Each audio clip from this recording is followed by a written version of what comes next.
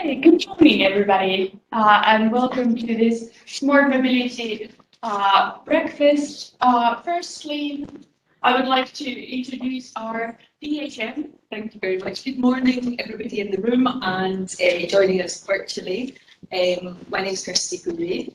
I am the Deputy Ambassador here at the British Embassy in Helsinki, and I'm really pleased to welcome you to this event this morning, welcoming you on behalf of the Ambassador, who's actually in the UK at the moment. I know that we've got people online, we've also got people in the room, and it's just lovely to have new people back in again, and I really hope this is the start of how we can be welcoming people again and really having really fruitful discussions. I suspect hybrid is the new future, but it's wonderful to have you all here. The discussion that you're going to have on smart mobility this morning, what an important topic to be talking about, and very good timing for it. Net zero, sustainability, green industries and transport, those are all really high priority topics at any time. But 1 month out from COP, I think it takes on a whole new and even more important focus. And I think the point of cutting transport emissions, that will really feature front and centre of many of the COP discussions. It's crucial if we are to get to the target of maintaining a 1.5 maximum increase to global warming. So everything that you're going to talk about is so important, and it's so good to have the experts here with us today. I really do wish you a very good discussion. I hope that good connections are made. It's an area where there's a lot of scope, I think, for collaboration and cooperation between our two countries and organisations within that. But really, just to say, I wish you all a very good morning. I hope that we can welcome you back for more and more events as life starts to go back to normal. I'll hand back over to Virta now to continue on to the event. But very welcome and have a good morning. Thank you very much. Thank you. Thank you. Bye. Yeah. So good morning, everybody, and welcome to the Ambassador's residence to talk about future of mobility. My name is Virta, and I'm a senior trade advisor here at the embassy. I help UK companies export to Finland and Finnish companies finding new solutions or service providers from the UK. Hi, also good morning on my behalf. I'm Maria Aaltonen and I work also with Venla here, but I work with Finnish companies who invest in the UK, want to have a physical foothold in the UK, or perhaps want to expand their existing operations. So we have a wide range of free and confidential services for those type of companies. So if you ever think that you'd like to perhaps do something more concrete in the UK, please be in touch with us. And also delighted to see even this small and big crowd here, because as said, quite a long time since we have had a live event, and also online audience here at the same time. So welcome everyone, and hopefully we have a good discussion afterwards. If any questions arise during this webinar, you can, online audience, you can write them in the chat, and then a live audience, you can ask them at the end. There are some notepads that you can write your questions down so you don't forget them. Yeah, but that's how we work with the questions and answers. And without further ado, I'd like to present our first speaker from the UK who is online, and he's Rikesh Shah from Transport for London. And he's actually, I have to read his title. He's Head of Commercial Innovation at Transport for London, and he's explaining a bit how they do innovation and work with companies at Transport for London. Good morning, I'm Rikesh Shah. I'm the Head of Commercial Innovation at Transport for London, and I also sit on the Mayor of London's Smart London Board. Just like most cities and places across the world, London's no different, and the last 18 months have been really difficult. The pandemic has had a drastic impact on ridership on our city. And as a result, we've had to do things very differently. The focus on safety is completely front of mind to make sure that key workers were able to move around the city, but also as the recovery is now taking place, making sure that customers are safe. That's had an impact on how we clean the transport network, how we enforce in terms of face mask compliance, how we provide marketing information to make sure that people travel at less busy times. So that's had a significant impact on Transport for London and the wider city.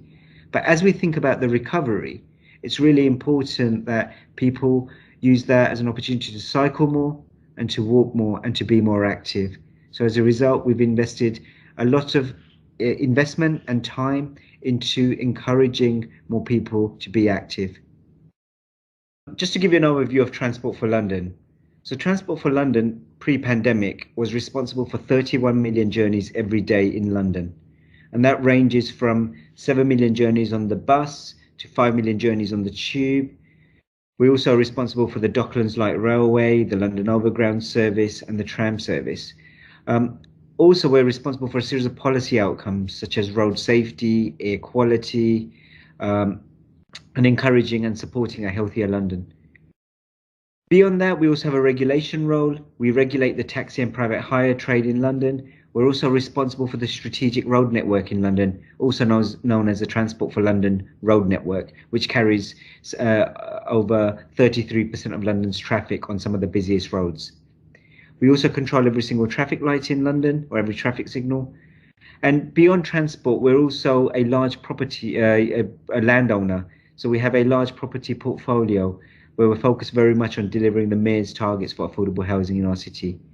We also have the largest out-of-home advertising contract in Europe, and we're also focusing on some of the retail estate that we have, where there are a series of retailers on our land.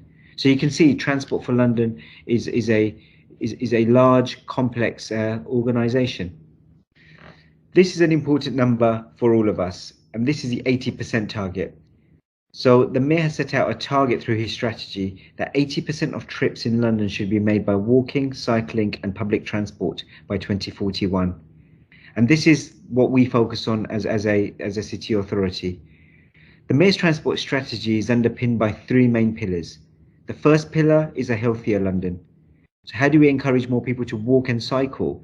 Challenges around type 2 diabetes and obesity are real world challenges, and London is no exception. So we want to encourage more people to walk and cycle. Also thinking about road safety. Tragically, in 2019, we had 125 deaths on the transport network, and that was around 90 in 2020.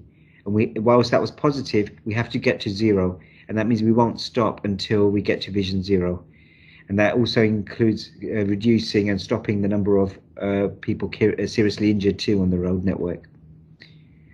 We're also focused on air quality and ensuring that people can move around the city, and with 10,000 people dying from respiratory diseases each year, we have to again bring that down and make sure that we've got the right levels of air quality in our city. The second pillar of the Mayor's transport strategy is a good public transport experience. If we're going to take people out of the car and get them to use public transport, the experience needs to be good. So last week we introduced new stations on the Northern Line, and very soon you will see the Elizabeth line, which connects East London to West London. And the third area is around creating economic hubs and economic growth in our city, and transport plays a key role within that. So on the next slide, I focus on innovation. And what's clear is London has a rich history of innovation. Whether on the left-hand side, you see the first metro service in 1863, the brainchild of Charles Pearson. And now we see urban environments carrying metro services across the world. And that was a great form of innovation in those days, where the challenge of horse and cart congestion was a big challenge. And secondly, around the same period in 1868, we had the first traffic light in the world engineered in London. And this was outside the Houses of Parliament, where we had a significant level of congestion. So as a result, through using semaphores and other forms of technology, we encouraged, the traffic lights were brought in, encouraging more reduction in congestion and safer movement of vehicles around the Houses of Parliament. So you see that this innovation has been in our history, not just now, but throughout transport in our city. And a lot of this is underpinned by what customers want, and bringing this to the modern day. Things such as contactless travel, where London and Transport for London is one of the largest merchants of contactless in Europe, or the open data activity, whereby releasing our data, there are 700 apps powered by TfL data with over 17,000 developers. And that means that we can engage with the customer through their channel of choice. Or some of the engineering feats, where on our Victoria line, where to modernize it, we digitize the signaling system. And that means that during the peak, we have 36 trains going each way on the Victoria line, which is as good as anywhere in the world per hour, 36 trains per hour. And that's because we focus on what customers want. And what customers want is they want reliability, they want safety, they want security on every journey. If they're going to the doctor's appointment, they're going to school, they're going to work, they want to make sure they have that level of service. So every journey matters. Secondly, they want value for money. And which is why we you know, with our contactless service, with the hopper ticket, it consistently focuses on creating value for our citizens. And the third area is they want progression and they want innovation. So Londoners are asking us to say, we want to make sure that we're constantly pushing the boundaries and making sure that we're focusing on bringing innovative ideas that makes their life better. When it comes to new innovation and emerging technologies, how do we manage that? So firstly, it's really important to engage with the innovators. Many of you on the call here today will be thinking about, how do I engage with TfL? What we want to do is engage with you early. And if the idea is relatively new and we have a particular problem we want to solve, we want to run some trials. And based on the trials, we will look at it through the lens of, as you would expect any responsible city to do so, look at it through the lens of, is it safe? Is it secure? Does it support our air quality goals? Is it equitable? What does it mean from a using space efficiently perspective? Will the data be shared to measure the trial? And then at the end of that process, we will then hopefully scale and develop a scalable solution. So it's not about saying yes to everything that comes into the city, but nor is it about saying no. It's about how do we test and assess the right technologies and the right solutions that can make life in our city for Londoners better. So to give you a couple of practical examples, new mobility. With advances in technology, we've seen lots of new forms of transport being developed. And to give you 3 or 4 practical examples, demand responsive transit, e-scooters, and dockless bikes. These are 3 examples that have entered London in the last few years. And as a result, going back to the previous slide, we're applying the same methodology around engaging, assessing, and delivering. So coming back to this slide, we've partnered with various organisations and innovators. And on the next slide, I'll give you an overview of how we've done that. So with the e-scooter trial, on the 4th of July last year, it became legislation that we can run trials through rental e-scooter companies. So what we did is we wanted to make sure we have a collaborative approach to this. So the first thing was we ran a market sounding questionnaire with e-scooter providers, and we focused on, what could a successful trial look like. So as a result of that engagement, safety was number 1. In terms of running any trial, we need to make sure everyone is moving around safely, users and non-users. Gathering evidence. So what do we do at the end of the trial, and how can we work with the Department of Transport to think about the future? Engaging and focusing on accessibility. So we engage with a wide range of user groups.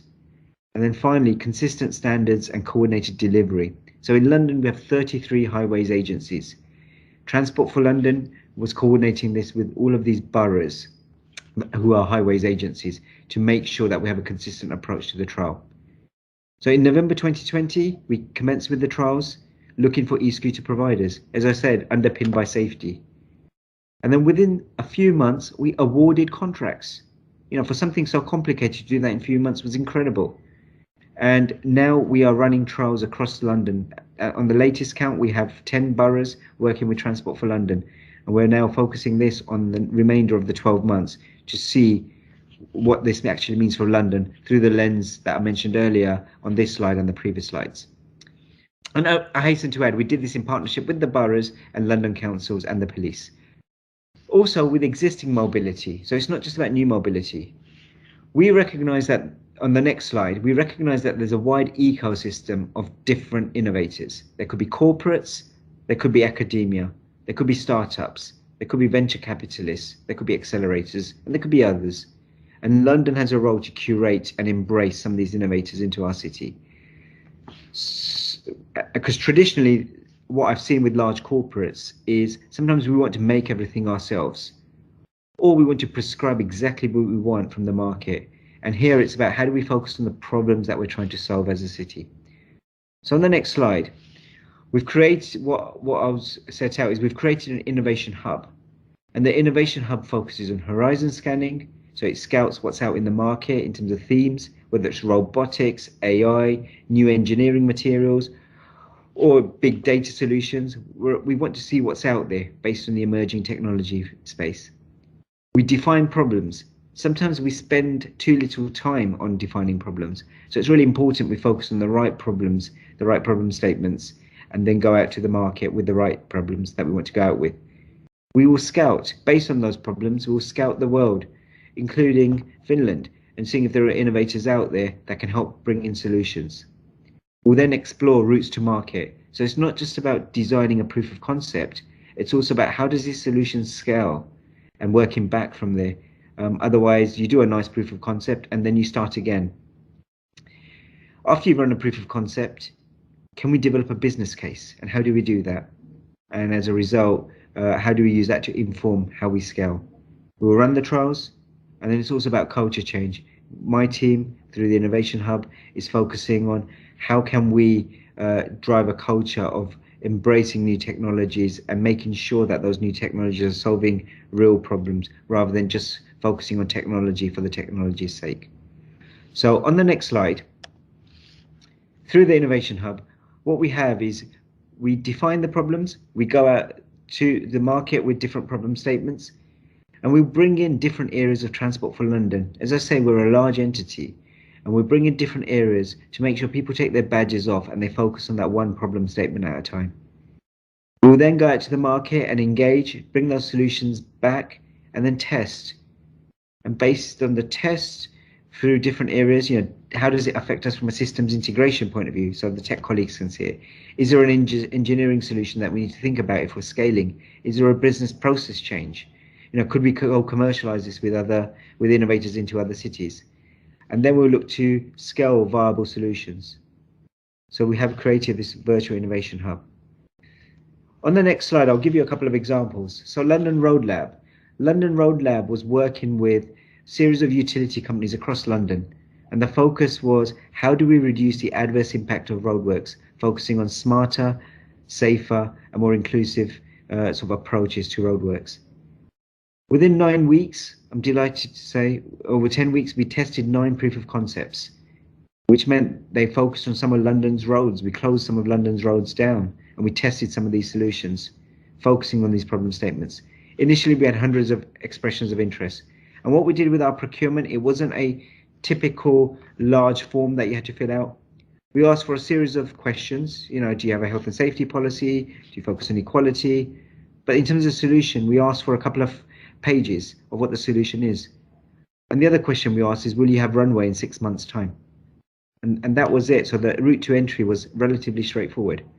And then we provided seed funding for the proof of concept stage. At the end of the proof of concept stage, we then thought about which products could we scale.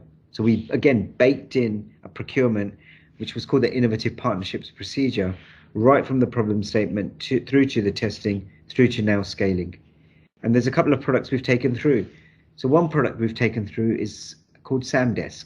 So what Samdesk does is, based on different event types, it scouts social media. And based on social media, it will find information that perhaps our control center is not aware of. So is the traffic signal broken? Is there a water leak or a burst water main? Is there a cone on the road as a result of roadworks, etc.? And then by us knowing about that incident quicker, we can then operationally deploy the right solutions, and hopefully get the traffic moving again. So a really interesting solution that we're currently testing. And the other solution was Immense. And Immense focuses on modeling roadworks before they actually take place, so we can assess what the potential impact around air quality, congestion, and safety could be, as I say, before the roadworks takes place. Another challenge we ran was London Freight Lab. And London Freight Lab focused on reducing the adverse impact of freight. So as we are aware now, many fleet operators are now thinking about innovative solutions. So what we did, we brought in John Lewis, one of the largest retailers in the UK, Royal Mail, one of the largest postal services, or the largest postal service in the UK, DPD, a courier company, which again has significant scale, and various others, to partner with us to then launch this competition to innovators. And we brought in a series of innovators, and just picking on a few here, we're working with Enzo Tyres, that as we see more fleets being electrified, the impact on the tyre pollution could be significant. So Enzo have developed a tyre which doesn't emit any emissions. So as a result, we are now testing this with a series of players that I mentioned earlier. The other solution is humanizing autonomy. So they're focusing on road safety. And as I mentioned earlier, road safety is a key priority for our city. So they are working with innovators. They're working with some of the carriers to work with drivers to see if through training we can improve driver sort of behavior as part of the training course, which hopefully reduces road risk. We're also doing some work with UPS and Fernhay on last mile delivery through the solution you see on screen and other solutions they've developed. And we're also thinking about the curbside. So with Appiway, we're working out in a part of London to assess utilization of loading bays. So you can see very different solutions, but ultimately, if they're successful, we'll work with our partners to think about how do we scale them. Also, there are a series of other challenges that I list on the screen right now on the next slide. You know, whether it's the bus safety challenge, or whether it's Cycle Lab or Vision Zero, we're always thinking about innovative ways to, looking for innovative solutions from the market to help address some of our challenges. It's not just about working with innovators, we also work with large corporates. So with Bosch, they invested in an R&D laboratory in central London. And with them, we shared a series of problem statements that I list on screen, or some of which I list on screen.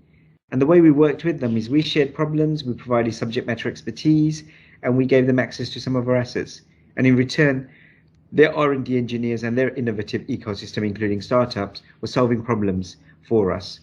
And one example I'll give you on the next slide is on Brixton High Street. So if we hold traffic back in a less densely populated area, away from a more densely populated area like Brixton High Street, what impact does that have to exposure to air pollution? And what we found is with Bosch, they put a series of sensors around Brixton High Street. And we also understood that the typology, the buildings, the weather, all have an impact on the likelihood of what you're breathing in. So we ran a really hyper-local research program, which has never been done, to assess what this intervention is doing. And what we found is that it reduced exposure to pollution by 6%. And as a result, now we are looking to deploy similar models and interventions on similar roads across London. So a great example of scaling a proof of concept. The next slide focuses on something we've done with Bosch around road risk. So we put a camera at a junction, a busy junction, and we started to segment the roads into different parts. And then what we've found is what types of risky behavior are taking place from cyclists, road vehicles or cars, or pedestrians. So as a result, we can put interventions in place sooner rather than reacting to an incident. And so this is a real life use of AI and computer vision. And similarly, we're working with Daimler on road safety, where you have hundreds of sensors in a car. And if you're suddenly braking, suddenly swerving, and you're aggregating that data, what is it telling you about road risk? And again, how do you complement that with other data we have? And can we help to address the Vision Zero targets that we have by responding to incidents before they potentially take place? So really interesting piece of work. And we always have to think about ethics. So this complies with GDPR and we're not using personal data. This is completely aggregated. And then the next slide.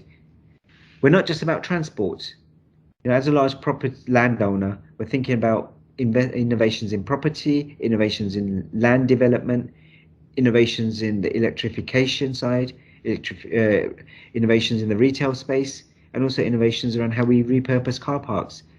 So we are always looking for innovators. It's really important that you visit tfl.gov.uk/innovation if you want to innovate with us, and we're regularly publishing problem statements, and it's relevant to respond to them. So as a result, we can make sure we're focusing on the right things, the right challenges, and bringing the right innovators in. So thank you for listening, and it's been a pleasure to be here. Thank you. Connected Places Catapult in the UK. He's Henry T, and he's Director of New Mobility Technologies there. And he's gonna present us a bit how is the UK landscape for new mobility technologies and the role the Connected Places Catapult is taking in that ecosystem. Hi, my name is Henry Che, the Director for New Mobility Technology at the Connected Places Catapult.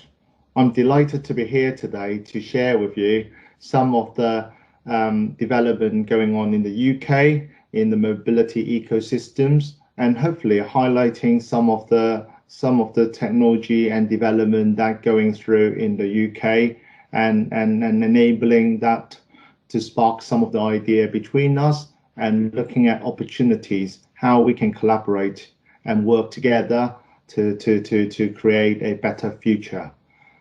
So what I'm going to go through is just give you a flavor of what is Connected Places Catapult, going through the mobility landscape in the UK and some of the key challenges around it, talking about the visions of our future transport systems, and also how we as a Catapult supporting the innovation to build a thriving transport ecosystems.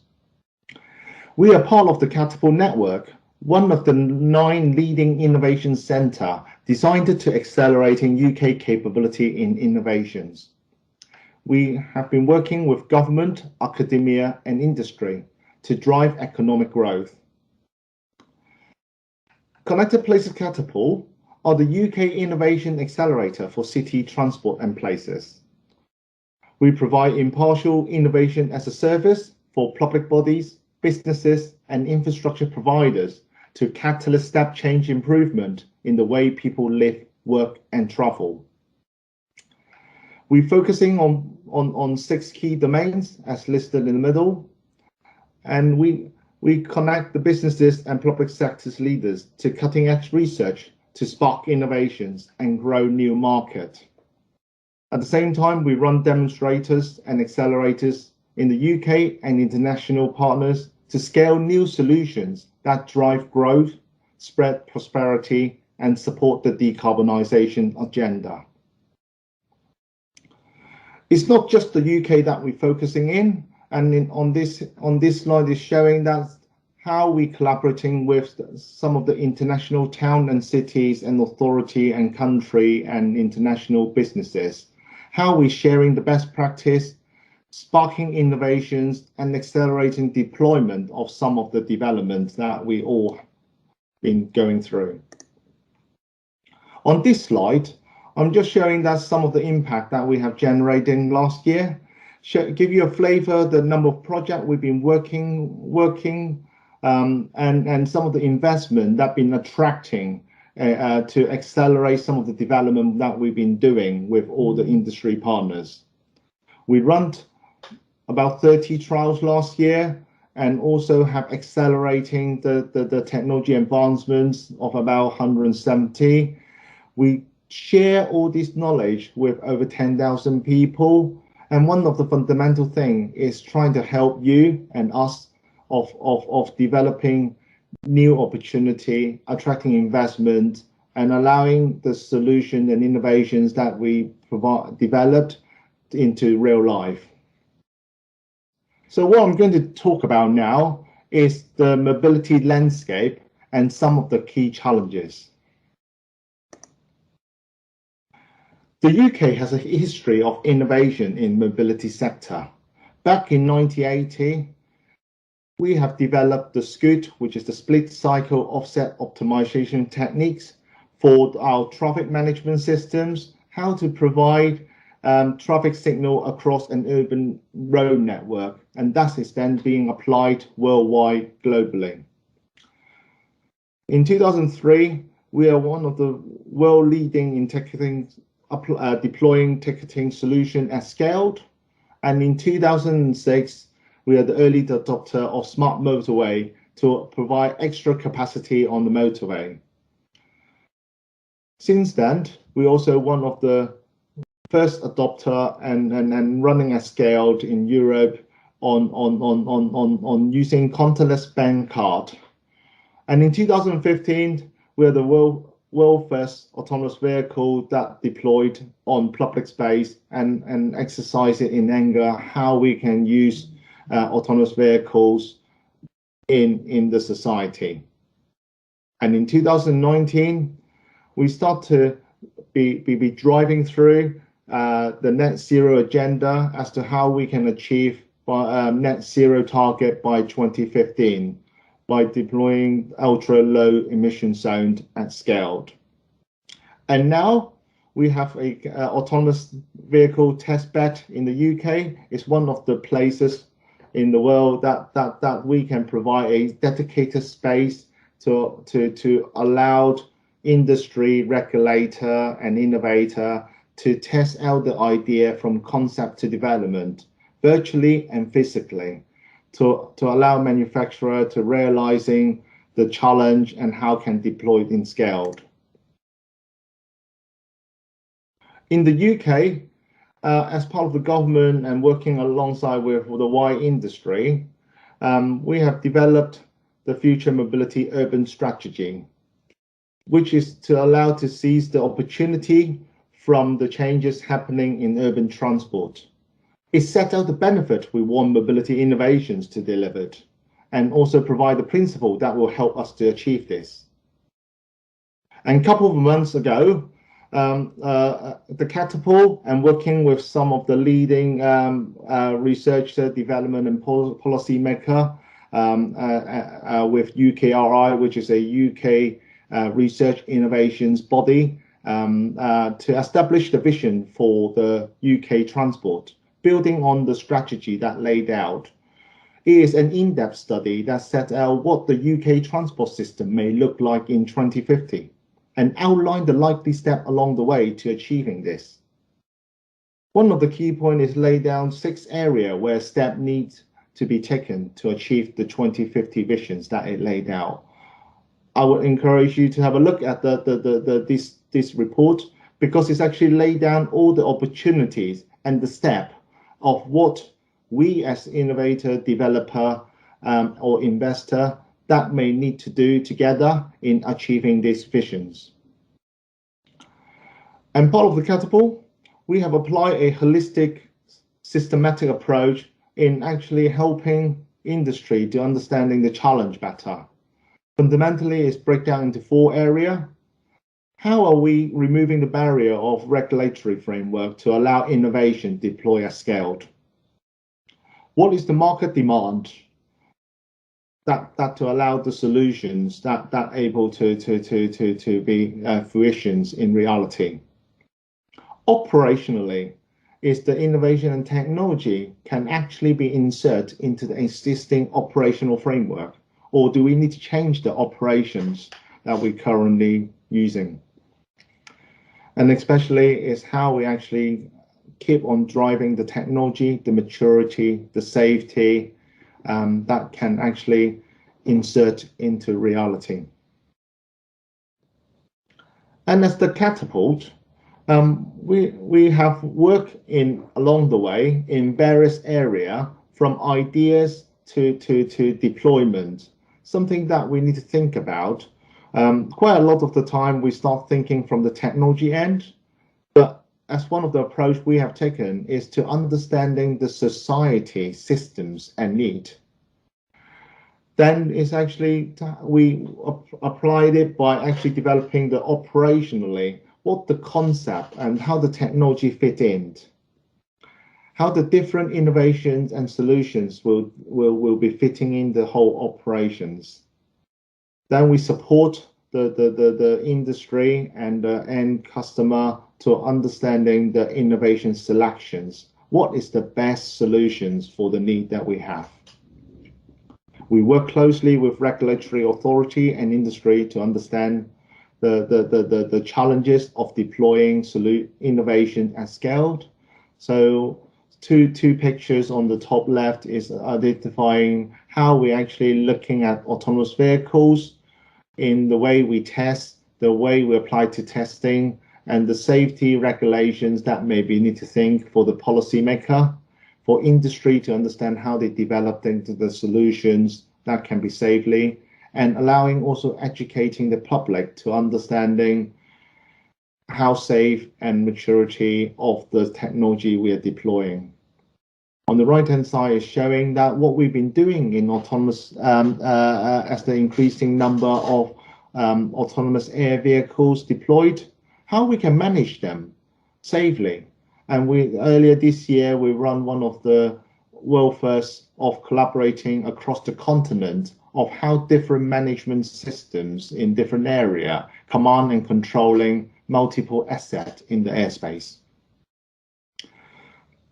Then it's also how we do the combination of technology from our concept on paper into reality. So one of the things we've done, one of the many examples we have is in here is last year we have integrated quite a lot of technology through testing, engaging with the public about how we get autonomous vehicles on road. And last year we deployed it, integrating all the technology on a Nissan vehicles, and actually did the over 200 miles driving in different road conditions, and then how does it behave and interact with other driver on the road in real. Some of the other example is in UK, one of the cities called Milton Keynes. We've been working in partnership with the industry, actually developed a 5G testbed, where we allow the SME, such as yourself or other people, that can actually take your product and services in a quite a safe environment, experiencing the power of 5G for identifying your commercial opportunities with all the data available on 5G, creating practical applications of the product that people have. And this year we have taken that further and actually start testing it out as one of the football stadium and industrial estate of actually how we're using the 5G network and deploying autonomous vehicle at scale to realizing the real commercial benefit around traffic management, logistic control in the real world environment. We have also been working alongside with some of the key areas such as the port and understanding the port applications of operations need in the future, and where the technology can provide a step change advantage of the port operations. I talk about the CAF. We are ongoing issuing quite a lot of papers and influencing the government and industry bodies as to how do we assuring autonomous vehicles better. What I'm going to do now is go a bit deeper and talking about what we've been doing in town and cities in supporting local authority and how we unlocking the opportunity for industry. And what I'm going to do about is this example of what we call the project is called the Manual for Smart Street. On this project, we are trying to make a difference that, as you are probably aware, traffic light systems and the way we do parking has not really changed for the last few decades.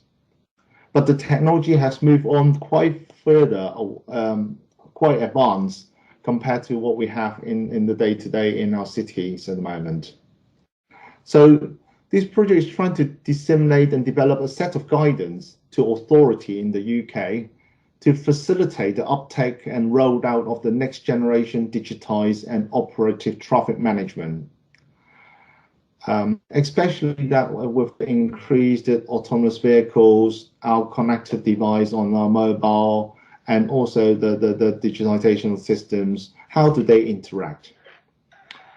And the long-term ambitions is also to develop the next generation traffic management service at scale and across the nations, delivering the services and facilities that are seamless and harmonized to the end user. And the set of guidance allowing innovator to actually understanding the approach need to be taken and to allow the realization and deployment at scale. The guidance material will also hopefully that's similar to the example I talked about earlier on Scoot, that will be exported internationally and further supporting the industry by promoting it to the global market. The guidance that as part of the guidance, we have developed a set of use cases with a focus on how vehicle connectivity opportunities that can be facilitated by infrastructure and considering the propagated impact to the whole future transport management systems. The use cases include smart parking, asset management of vehicle data, in-vehicle messaging, public transport, signal phases and timing, and also consideration of vulnerable user. All these are breaking down and supporting the national strategy and policy that has been laid down. And the use cases will allowing local authority to establish the business case in developing justified funding for the development of the transport systems. It will include a set of technical guidance for industry and developer to understand how they're implementing the product and services. And also set of evaluation criteria, how we measure the success. And on this project, we've been going through the process of making sure involving the local authority, the solution providers, the regulators, and service end user to making sure we apply the whole holistic view of how we make the next step changes of the future traffic management systems at scale around the country and around the world. So I hope that the presentation will give you a different flavor, not limited to of some of the things that we've been looking at the moment, and sparking some of your ideas and thinking how the mobilities ecosystems that have been working and identifying some of the things that we are doing that helping to accelerate the innovations. I'm hoping that I have highlighted some of the area and for commercial opportunities that working with you together.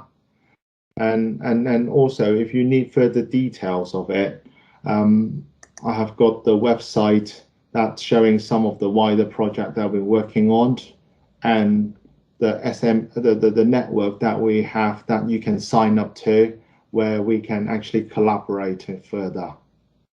Thank you very much. So thank you, Henry. And next on the line, we have Tristan Bacon coming from Zenzic, and he's technical delivery lead there, and he's going to explain a bit about connected and self-driving vehicle technology testing and development in the UK, and how Zenzic can help in this area. So when you are ready, please go ahead, Tristan, and good morning for you as well. Fantastic, thank you. Good morning, everybody. Really excited to be presenting this morning on connected and automated mobility testing and development in the UK. I'm Tristan Bacon. I'm a technical delivery lead here at Zenzic, so working on our technical projects here at Zenzic, but we'll get into a bit more detail about that as I go through the presentation. So next slide, please. So just a bit of background about who Zenzic are. So Zenzic were created by government and industry to focus on key areas of UK capability in connected and automated mobility. We are leading in this space by bringing together government, industry and academia to set the world standard to drive a common strategy for connected and automated mobility in the UK. Now, driving that common strategy takes a number of different forms, with a roadmap to 2030 that we've produced, a variety of interoperability projects, which I'll get into later, and also working with a set of testing capabilities in the UK as well, which I'll also talk about as well. Next slide, please. So 3 key points to make on this slide. I think the underlying thing is that mobility is undergoing a radical transformation, and we've seen over the last 5-6 years a significant level of investment going into public-private investment into infrastructure for CAM testing across a range of different environments, but also into research and development projects as well there. So 200 million into in infrastructure and 250 million into R&D projects to date. The other thing is that the UK is moving forward with the regulation that is necessary, and you are able to test on UK roads today, and a lot of that is coming from the Centre for Connected and Autonomous Vehicles, the government department that we work very closely with, who is leading it on a lot of the regulatory movement in this space. Next slide, please. So I think the big thing, the big point to make here, and this is from a summary paper from the Centre for Connected and Autonomous Vehicles, is the breadth of different R&D projects that are going on in the UK. It's not just restricted to one particular area, but there's a real foundation here of broad R&D projects, which put the UK in very good stead and have a lot of strength in a lot of these different areas. Next slide, please. And that really sets up CAM Testbed UK. So if you go on to the next slide, we can go through to CAM Testbed UK. So the UK CAM ecosystem is a very big ecosystem, and there are a lot of different organisations playing in that ecosystem. But at the centre of that ecosystem is CAM Testbed UK. And CAM Testbed UK enables a lot of the activity in that broader ecosystem. It's at the core of what is going on with CAM in the UK, and things span out from this central nucleus of activity in CAM Testbed UK. And this CAM Testbed UK is a set of interoperable and cohesive testing capabilities across a range of different environments, from controlled environments all the way through to real world environments. So we've got Hariba Myra Coventry University CAV testbed with controlled environments at Hariba Myra. We've also got controlled environment at UTAC, the Millbrook Proving Ground there. And then moving through to our semi-controlled environments as well, we have a semi-controlled environment at RACE, which is part of the Millbrook Cullum Consortium, so that's in partnership with UTAC. And then also on the Warwick University campus as part of Midlands Future Mobility there as well. And then moving through, and also on Smart Mobility Living Lab London, they also have semi-controlled environments too as part of their testbed. And then in that progression from controlled all the way to open environments, at the Midlands Future Mobility on the open roads in Birmingham and Coventry in the Midlands in the UK, and also Smart Mobility Living Lab, there are open roads, public roads in London as well. And then Convex is the data exchange aspect of CAM Testbed UK too. We know that the digital infrastructure, the data exchange and availability is absolutely crucial to the successful development and deployment of CAM. So Convex is very much at the heart of those data related activities. Next slide, please. So if we go on to the next slide, we will see some projects that are bringing interoperability to life. So I said right at the beginning of the presentation that as Zenzic, we are driving a common strategy, common approach in the UK for connected and automated mobility. And at the heart of this is interoperability, getting different aspects of connected and automated mobility to talk together well, be compatible with each other, and ensure that the development and deployment process is a smooth one. And that has a number of different topics to consider, and those manifest in the different projects that we are undertaking. So in the top left, we've got some work going on in interoperable simulation, which is all about tying together simulation capabilities across CAM Testbed UK and demonstrating that we can provide a seamless development experience for customers as they travel around the different testing capabilities and enable them to have more comprehensive access to simulation capabilities as well. It's also important that we validate those capabilities and verify that systems are safe and functional when they are tested, and that comes out through our V&V through simulation project. We've also got a consumer safety rating project, which is happening in the bottom left, you'll see there, and that is to do with providing a consumer safety confidence framework, initially focusing on automated lane keep assist as part of the first part of the project. We've got some work going on in cybersecurity, which is doing a proof of concept demonstration of existing cyber resilience methodologies. Safety case work, embedding the safety case guidance.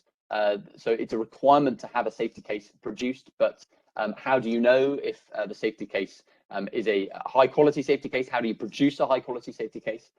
Well, that is a document that's been produced in the previous phase of work, and we are currently embedding that in the current phase of safety case work that we're doing.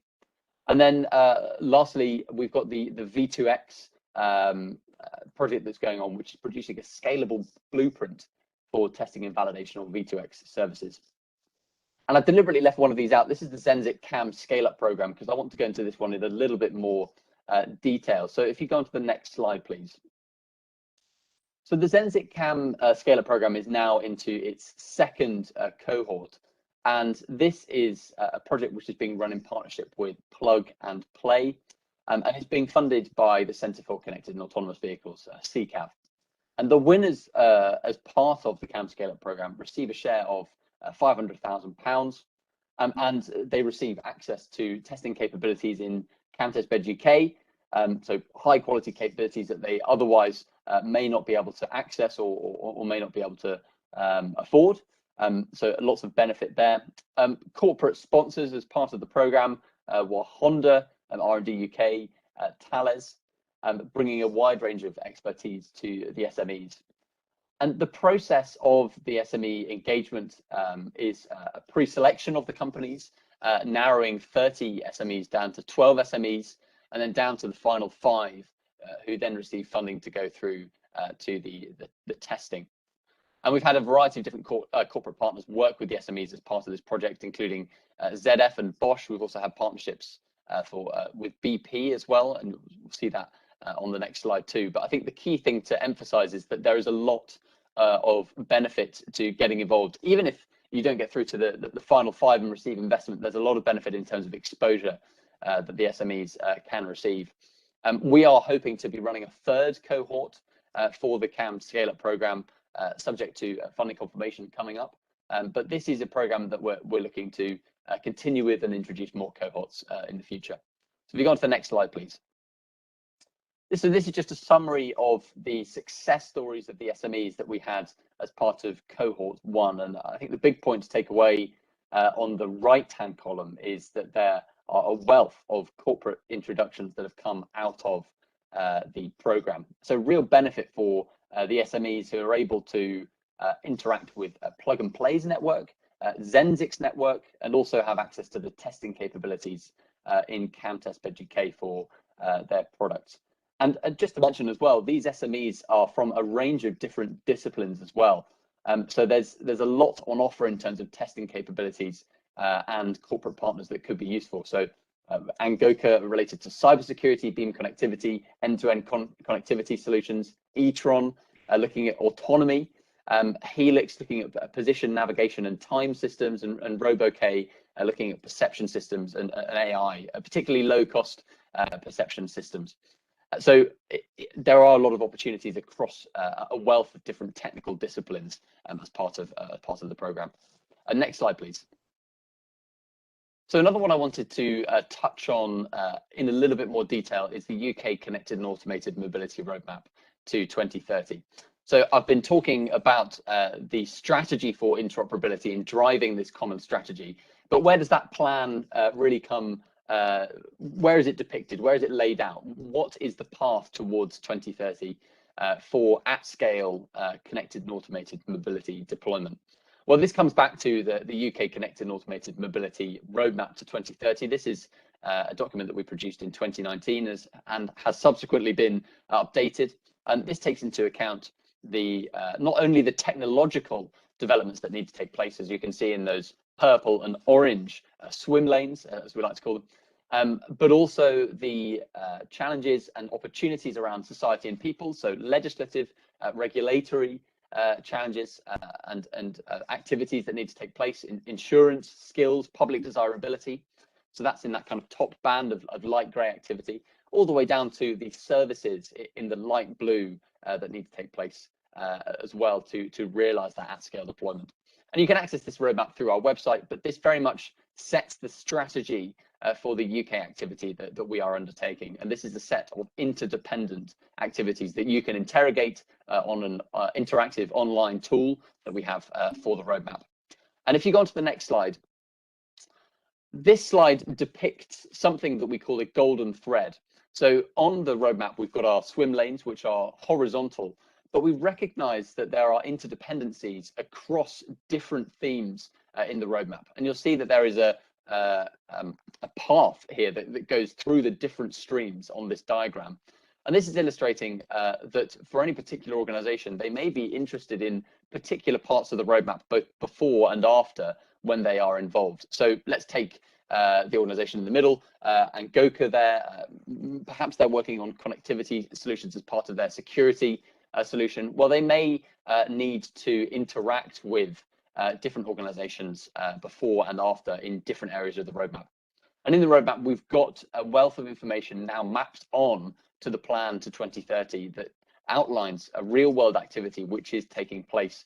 And this brings richness to the experience for SMEs and other organizations so they can find out what's going on and where they can get in touch and interact with the real world activity that's taking place. So if you go to the next slide, please. And that's it.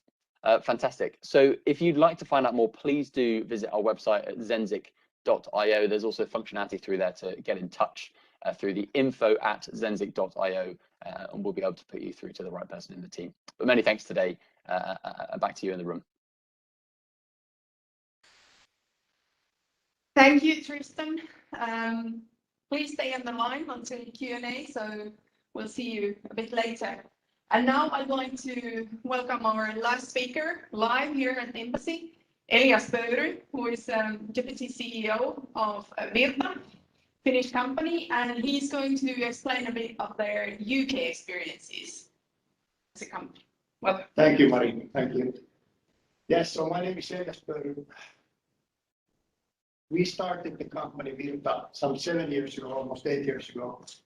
At that time, there was maybe 50 electric vehicles in Finland.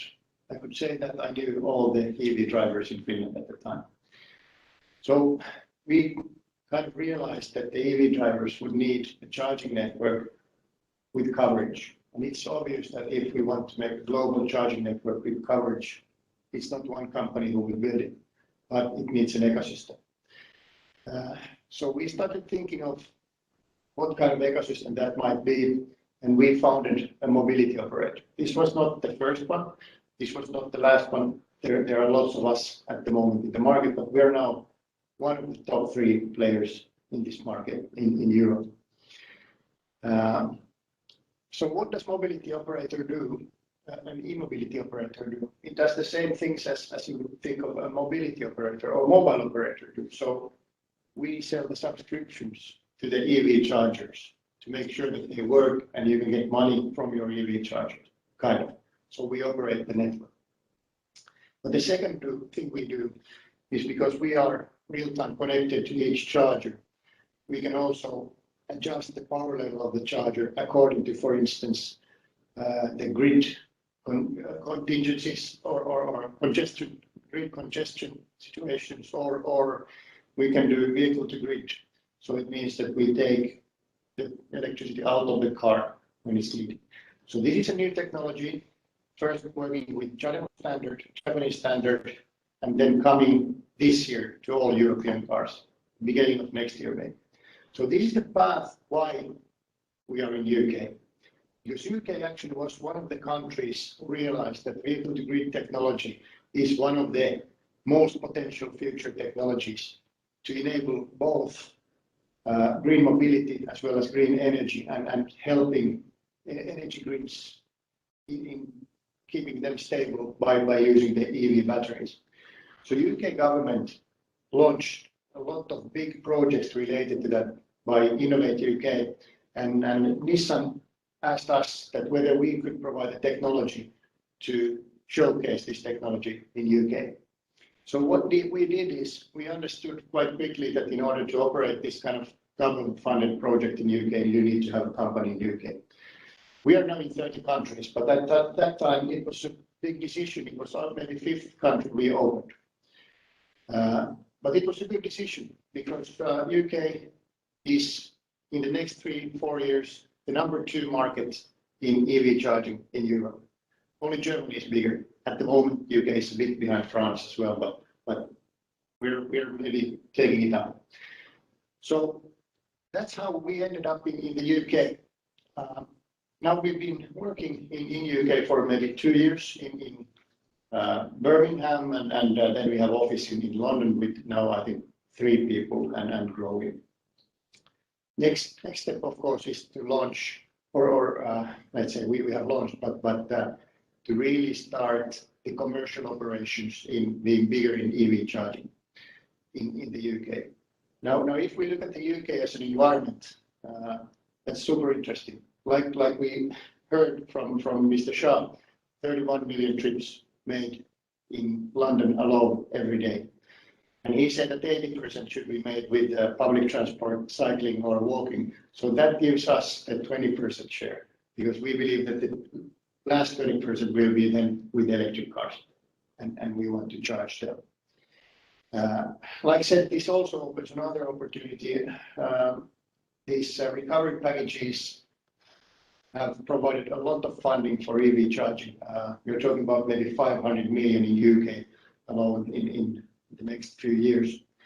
But that's also a challenge in a way that this kind of funding, it's very political. So we can say that like me, the Finnish Minister of Transport and Communication said a few weeks ago in his speech that politics have taken over the market forces in development of new technologies. So basically, we don't see EV charging happening in only market-driven way, but it's happening also in very much on political driving financial instruments. And there we have to be careful that this goes right. But then if we talk a few words about UK, what we think about working in UK, working with UK, I listed even some things because I think it's pretty nice and interesting. First of all, I'm an international person, lived abroad 6 years in Singapore, in China, in Belgium, so on. So I was thinking, is it different, UK? We're European, so Europeans work alike. But no, there is a great difference working with UK and British people. And the difference is that British people are always looking towards outside of Britain. They're not looking towards the center of their own country. And that's a very big difference if you compare it to any other big European country. So it's very easy to do international cooperation with British people. Maybe something else that is interesting is it's super competitive, even though it's an island. Everybody's there. Every car company is there. Every charging operator like us is there. International European energy utilities all have also activities in Britain. So it's very, very competitive environment. And I think we are learning a lot doing business there.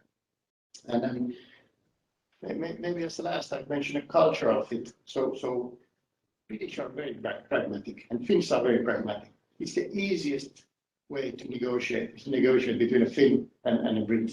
We always kind of end up in reasonable solutions reasonably fast. So saying that, I really like working with British people. Maybe as a kind of a learning, what we also had is, even though I said that British people are international and business is very competitive and international, there are localization needs. So if you're a Finnish company, if you're an international company, you think that, okay, we have English language in our system already. Be careful with that because it's different in English language. And that's something that British people are particularly, conservative, that the language has to be right, numbers have to be right, currency symbol has to be before the numbers, the date format has to be right, so on. Otherwise, you just look cheap in that market. So you have to look professional and make these details correct if you want to go to this market. But maybe to end it, how we see the future with the UK, we see it really bright, and we are really happy that the Brexit has not brought us any problems so far. We have written in all our contracts that we will make special arrangements in case of Brexit. And now it happened, and we were kind of thinking that what should we now do? And we realized, at least not yet, nothing. So it's not impacting everything, even though there might be future consequences related to taxation, related to whatever international trade rules. But at the moment, we're on the good side. So we're looking forward to do more business in the UK, but especially we're looking for partners in the UK, partners who can scale our technology and bring their part of the value stream to the game. EV charging is one of the fastest growing businesses in Europe. We are one of the fastest growing companies in Europe. So we are looking for partners to join. Let's change the world to a better place together. Thank you. Thank you. Thank you, Elias, and thank you all the other speakers as well. So now we have time for questions and answers. I will take the questions here live, if you have any, and then my colleague is handling the online questions. How is because I can't see the chat, how is it? There are a few questions online, but if there's any in the room, we can take those first and then go to these. Just to confirm, we should have online, we have Tristan and Henry and potentially, do we have Rikesh online? Unfortunately, he wasn't able to join. Okay, so we have, if you have any questions for transport for London, please write them in the chat or tell them here in the room, so we will get the answers later to you. Maybe we could start with a question to Henry. In establishing a 5G network, have you found challenges from hardware's perspective? Example, smart poles, masts, representative placement. Has there been appetite for combination street furniture that also includes EVSE? Yeah, I mean, one of the focus when I talk about the 5G network is setting a test bed to allow SME and industry to exploit the power of 5G. And yes, I mean, at the beginning of the project, one of the challenges we have set up actually a bespoke 5G network in the Milton Keynes city centre. I would say the hardware aspect is less of an issue. More of an issue is actually gaining the necessary planning permissions in the different area of the city. There was one of the masts that we actually need to move the location of it because of the rejection of the planning permissions. But hardware's integration wise is not such an issue. I mean, although that in the last few years the hardware have emerged. So we have actually refreshed the hardware in the durations.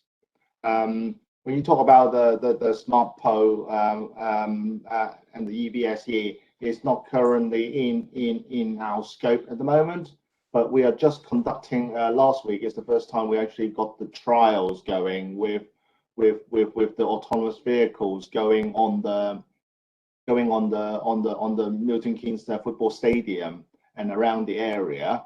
And then one of the highlights is the charging mechanism, but it's not the activity we are conducting at the moment because we are looking at more of a commercial opportunity for individual business at the moment. So the use cases of it is actually have a dedicated depot. maintaining all the autonomous vehicle at the moment. But yeah, that's a very good point to exploit, which we haven't, not in the current scope of the work we're doing at the moment. Thank you. Thank you, Henry. The next question is for Tristan. In your opinion, what type of mobility company and at what stage they could best use your services or collaborate with you?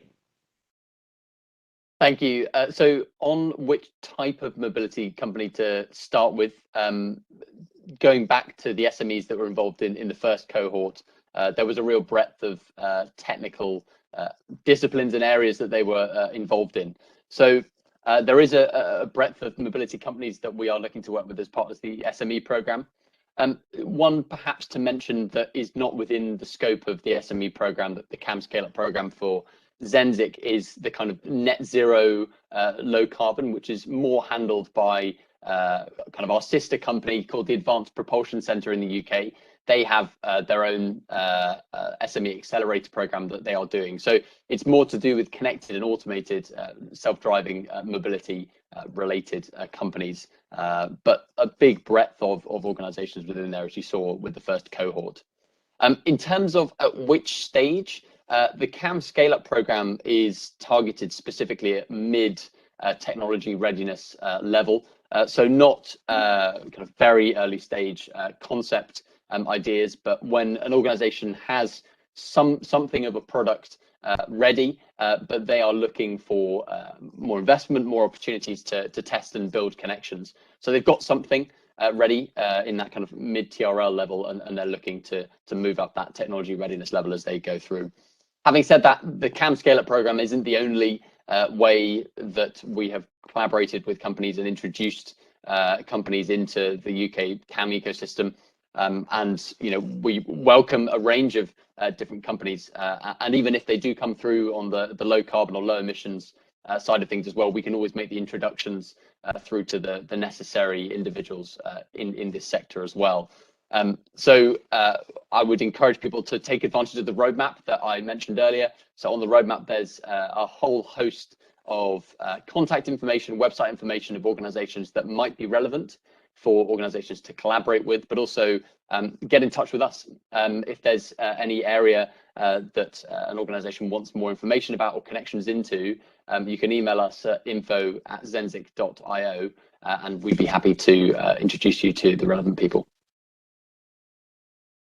Thank you, Tristan. The next question is for Elias. What are the most important practical points you advise a Finnish company to take into account when entering the UK market? Good question. I would say that two focal points, two very important things. First of all, privacy legislation. It's somewhat even tighter than GDPR. So taking into account that this will be a crucial point that everybody's taking, or everybody's very careful about that. And the second thing is consumer rights. So it's a very advanced market in terms of what consumers need, want, and what they are right. So maybe these two things are important.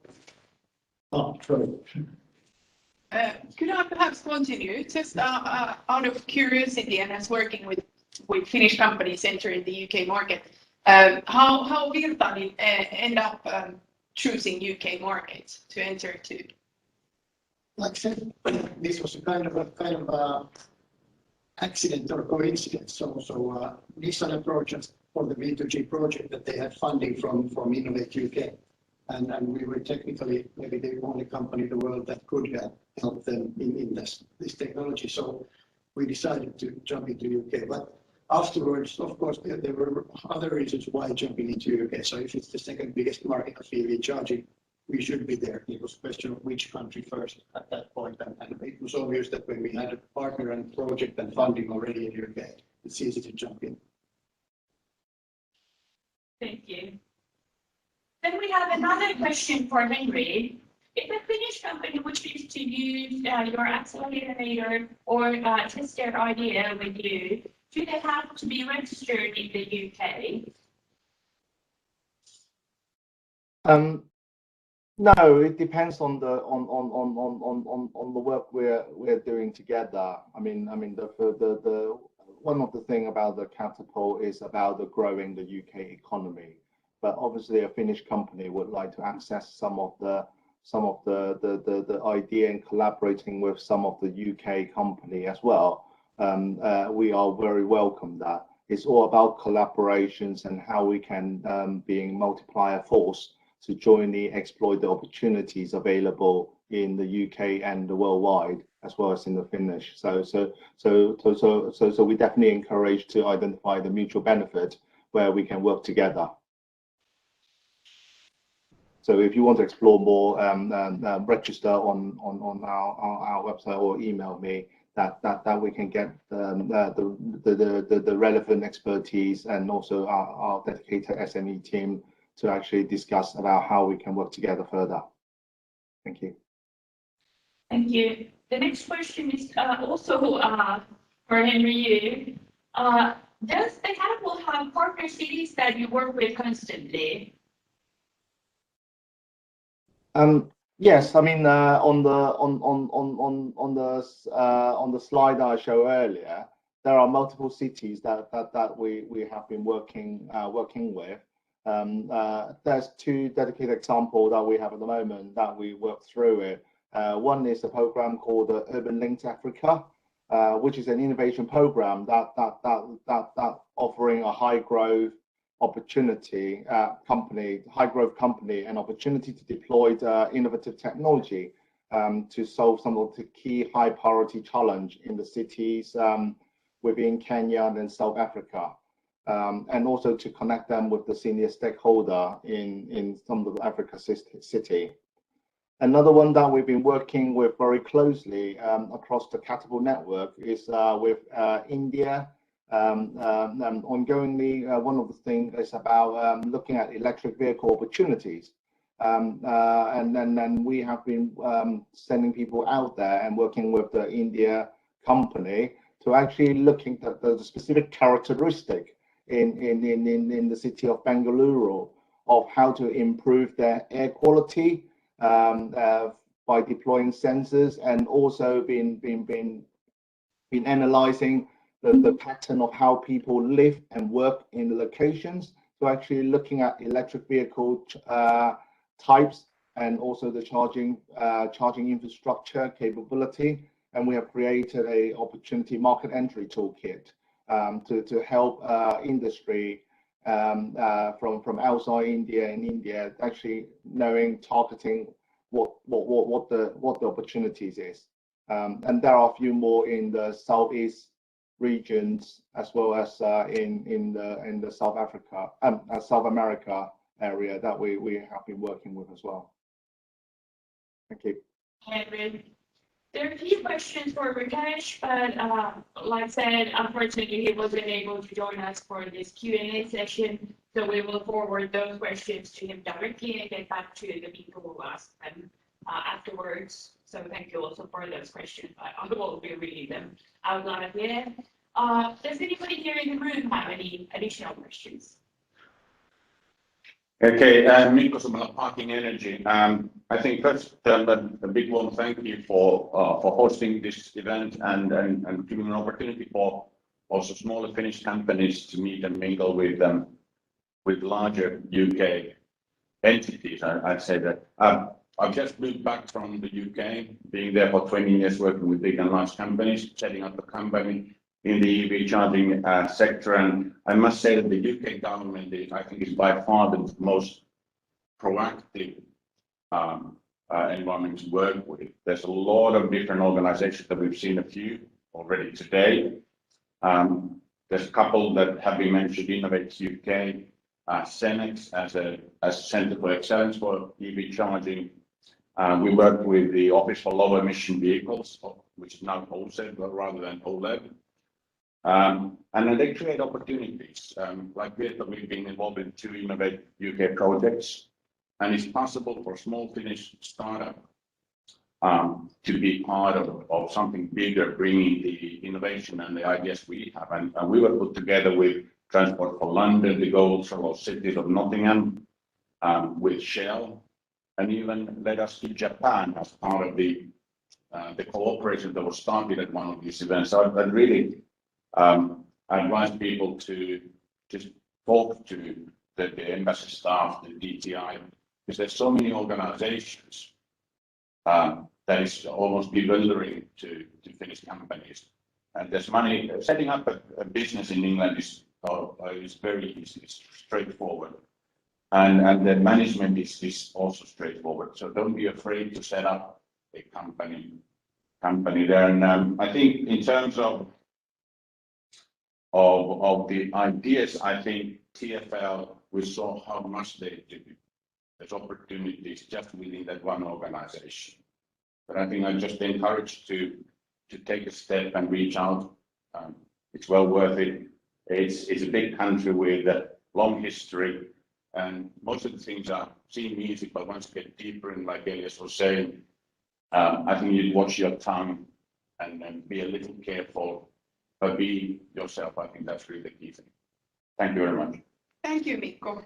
I think that was a very good summary of points, and also we at the embassy and also at DIT, we encourage companies when they go to the UK market also use the available organizations and support that exists there in order if they want to expand somewhere else, like you mentioned that you have been working in Japan. Yeah. So that's there are big opportunities. It is, but also I think even if I lived there for 20 years, I work with, so the number of organizations like the catapults, it's very difficult to understand what they do unless it's within your very sharp focus. So, but also then the Finnish embassy in London is a great place, and Janna Mure probably is the person to talk to on the other side, and they can help you go forward. Yeah, just to clarify, she's from Business Finland. Yeah. Yes. Yeah, exactly. Any further comments from the room? And so I may perhaps just continue with one point. So how do you see, Elias and Mikko, in the UK, for example, how well, for example, because I don't know so deeply your businesses, but do you mainly are there opportunities sort of the Finnish companies work together in the sector or sort of boost a bit or does it go too much into the competition? Well, I always say that when it comes to e-mobility, it's so fast-growing sector that there are no real competitors because the market is growing so fast nobody can take full market. So I would say that everybody in the business is a competitor, and we tended to say because one of the companies is too close to us, we informed them at the time that those we call frenemies, others are competitors. That's kind of the joke. So everybody can work together, and definitely there are opportunities. And it's always about finding kind of a right match at the right time because the market is moving fast, and then the market opportunities have to be taken when they come. So. But I totally second that one. I think first thing is because the market EVs are coming, EV charging is going to grow 100-fold in the next 10 years or even more. So it's an explosively growing segment. There's opportunities to left, right, and center. The market at the moment is being set. So if you're not in it, you're going to miss out from this slot. You need to be offering something else in a year or two time. But working together, especially Finland as a technology innovator is well received in any country. I think we've been to a number of smart energy delegations with the Finnish government, with Virta to the Benelux. I think we've been to Thailand, we've been to Japan together using these networks, and it's working together, finding the right partners gives us more first access and credibility. It opens doors, and these government sponsored events is a great way of doing that one. But it's also then finding out learning from others. So what works for you? Where's your core strength? How can I adjust my message and my offering to suit that particular market? And when we do that together, it's kind of we're part of Team Finland as we go out. Literally, we got those badges. But it's not that we might even be offering competitive products, but we need to do that on our own strengths rather than fighting against each other, which we're actually not doing. Not fighting? We're not we're in the same EV charging space, but we have very different offerings, so we're not competing with each other. Yeah. Okay, thank you. It's rather complementing. Thank you. If there are no further comments online or live, I thank you very much. And if you are thinking about it, I as well encourage you to at least ask from us or somewhere else you get to know today about the UK market and its opportunities. And I wish you a lovely day. Thank you.